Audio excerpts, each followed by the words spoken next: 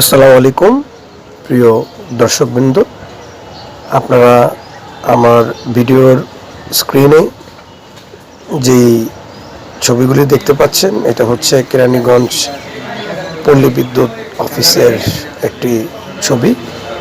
আসলে গত কিছুদিন যাবৎ প্রিপেইড মিটার গ্রাহকরা তারা কিছু সমস্যার সম্মুখীন হচ্ছে।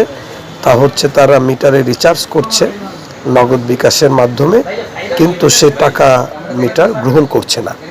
তো এরই একটি সমস্যার সম্মুখীন হয়ে আজকে আমি নিজেই কেরানীগঞ্জ মধু সিটি সংলগ্ন পল্লী বিদ্যুৎ অফিসে আমি যাই এবং সেখানে আমার সমস্যার কথা তুলে ধরি এবং সেখানে আমাকে একটি তারা সমাধানের কথা বলে দেন। তো আসলে খুবই গুরুত্বপূর্ণ একটি বিষয়, তো চিন্তা করলাম আপনাদের সাথে বিষয়টা শেয়ার করি।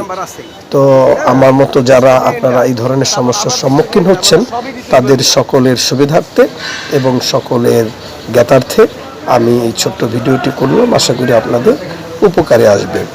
তো প্রিয় বন্ধুরা, আপনারা যারা মিটারে রিচার্জ করেছেন নগদ বা বিকাশের মাধ্যমে, যাদের এই সমস্যার সম্মুখীন হতে হয়েছে, তারা আপনারা যে কাজটি করবেন সেটা হচ্ছে নগদ বিকাশে রিচার্জের মাধ্যমে আপনারা যে টোকেন নাম্বারগুলি পাবেন, আগে আপনারা পেয়েছেন 20টি নাম্বার, কিন্তু এখন আসবে আপনাদের কাছে অনেকগুলি নাম্বার, 20টা করে প্রায় আপনারা 10 সিরিয়ালে নাম্বারগুলি পাবেন।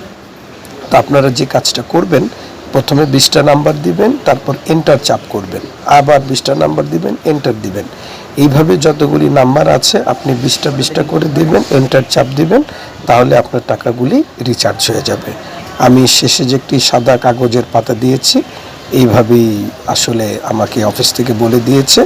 আপনাদের সুবিধার্থে আমার ভিডিওটি করলাম। তো যদি আপনাদের উপকারে এসে থাকে, আমার ভিডিওতে লাইক কমেন্টস করবেন, আমার চ্যানেলটি সাবস্ক্রাইব করবেন। সকলকে ধন্যবাদ। আল্লাহ হাফেজ।